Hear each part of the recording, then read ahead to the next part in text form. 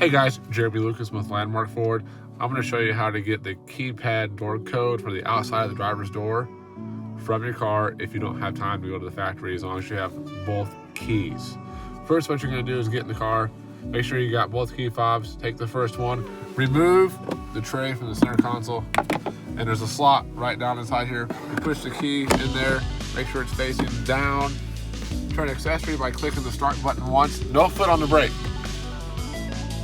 Goes off, shut the car off, remove the first fob from the area, place the second one in, hit the accessory button again, no start, no foot on the brake, and then the door code keypad will pop up here on the dashboard screen for you. It's that easy. Remember, open this up, insert the key, accessory mode, no foot on the brake, shut it off, put the second one in there, remove the first one, hit the button again, and the code will pop up on the LCD monitor behind the steering wheel.